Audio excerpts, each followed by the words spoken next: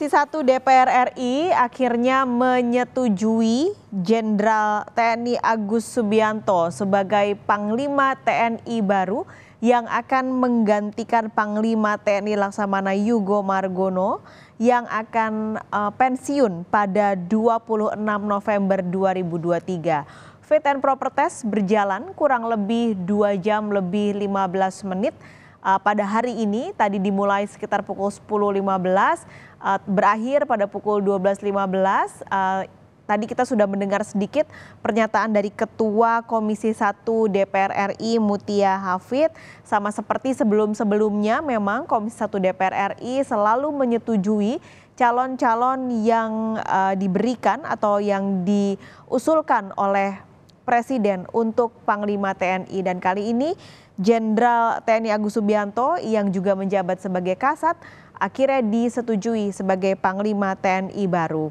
Dalam fit dan proper test yang berlangsung pada hari ini, Jenderal Agus Subianto menyampaikan beberapa hal terkait dengan fokus yang akan ia kerjakan selama masa kerjanya jika terpilih sebagai Panglima TNI, dan juga apa saja program yang akan menjadi prioritas.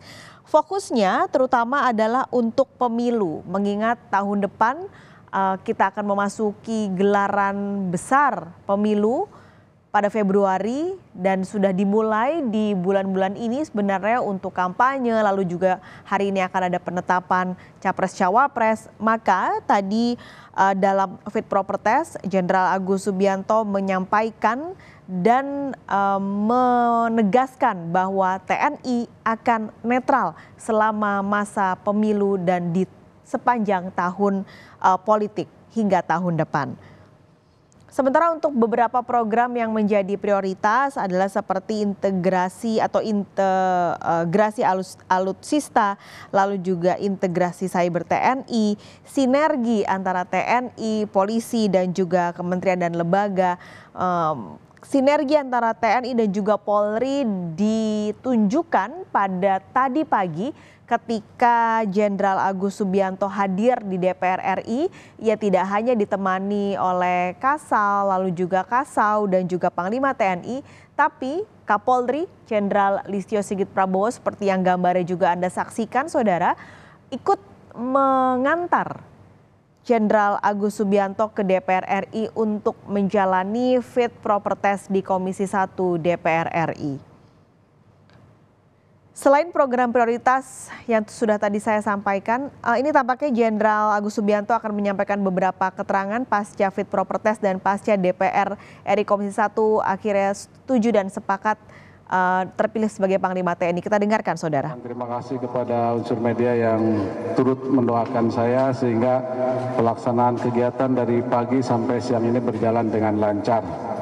Jadi rekan-rekan media, ada beberapa tadi yang saya paparkan kepada Komisi 1, yaitu TNI yang prima. Nah, yang prima ini yang pertama profesional tentunya harus well trained, jadi prajurit itu harus dilatih sehingga mempunyai kapabilitas yang baik, dia bisa menembak, bisa bermanuver dengan baik. Kemudian well equipped, diperlengkapi dengan perlengkapan yang baik. Kemudian juga ada well paid, tunjangan operasi. Tadi saya sampaikan bahwa tunjangan prajurit di daerah operasi harus ditingkatkan, dan alhamdulillah dari Komisi 1 akan menyetujui.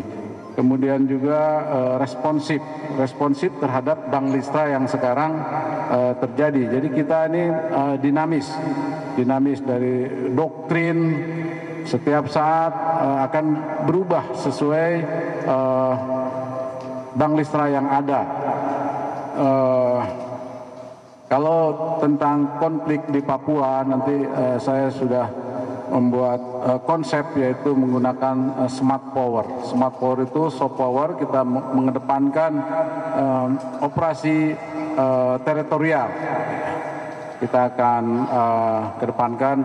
Tujuannya untuk mesejahterakan masyarakat yang ada di sana, mempercepat pembangunan program pemerintah. Kita membantu percepatan program pemerintah dengan operasi teritorial.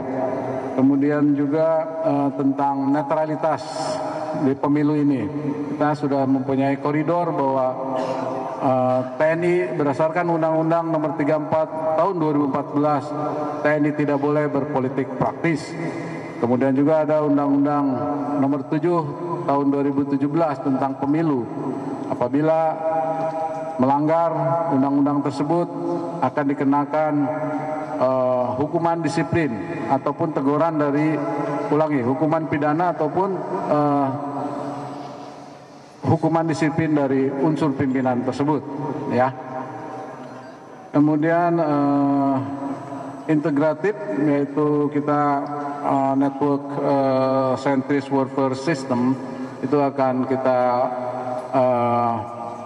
lakukan di daerah-daerah terpencil ataupun di border-border yang ada di Indonesia ini. Kemudian modernisasi, kita akan memodernisasi alutsista yang ada tentunya sesuai dengan rencana yang sudah dibuat oleh Kementerian Pertahanan. Kemudian adaptif, fungsi utama TNI adalah teritorial. Ya, jadi semuanya tadi disampaikan dan ada beberapa pertanyaan dari Komisi 1 sudah saya jawab juga. Demikian rekan-rekan. Terima kasih atas doanya selama ini. Ada pertanyaan? Ada Pak. Nama saya Genta dari Antara. Pertanyaannya tadi Bapak sempat menyinggung soal pemanfaatan artificial intelligence AI. Itu maksudnya untuk seperti apa Pak pemanfaatannya? Apakah ada satuan-satuan tertentu nanti yang akan diproyeksikan untuk menjadi pengguna AI pertama mungkin di TNI? Ya, jadi tadi saya sampaikan bahwa kita konsep operasi kita, doktrin kita akan mengikuti Bang Listra yang terjadi. Ya, sekarang kita sudah perang menggunakan cyber, kemudian drone. Nanti kita akan kembangkan kesatuan TNI. Sekarang sudah ada pasukan cyber, nanti akan kita optimalkan, ya. Optimalkan di jajaran TNI. Kemudian penggunaan drone. Drone itu bisa digunakan dalam tugas operasi ataupun kegiatan lainnya seperti bencana alam dan sebagainya. Oke.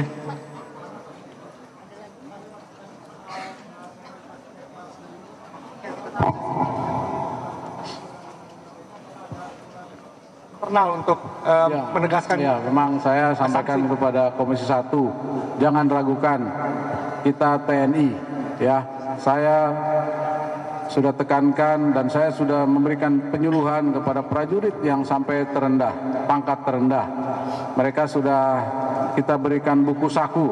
Setiap prajurit, setiap orang mempunyai buku saku tentang apa yang harus dilakukan dan apa yang tidak harus dilakukan. Demikian, Pak.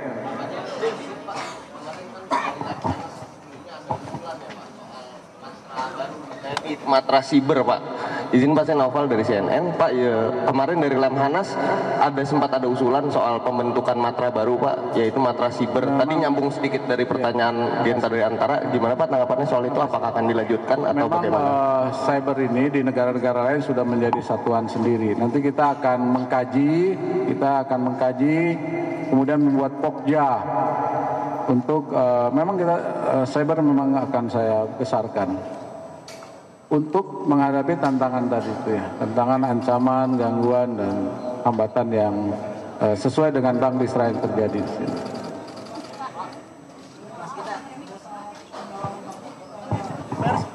Izin Pak, pada saat pendalaman tadi anggota DPR sempat menanyakan terkait nanti saat ini Sandra yang pilot Susi Air itu nggak Pak? Pada saat pendalaman tadi sempat ditanyakan nggak Pak?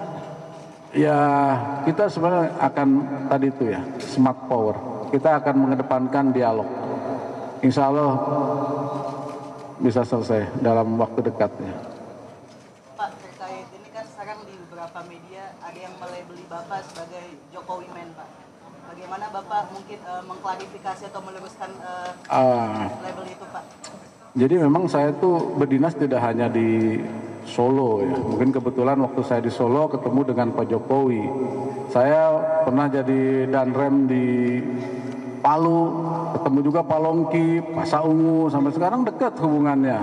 Kemudian saya pernah danrem di Bogor, ketemu dengan Bima Arya, terus Pak Dedi wakilnya, sampai sekarang kita dekat. Kemudian saya pernah Pangdam 3 Siliwangi dengan Ridwan Kamil, Pak UU, saya dekat juga. Jadi bagi saya pada saat saya menjabat, saya selalu melaksanakan tugas ya bareng-bareng dalam bentuk Forkopimda itu ya.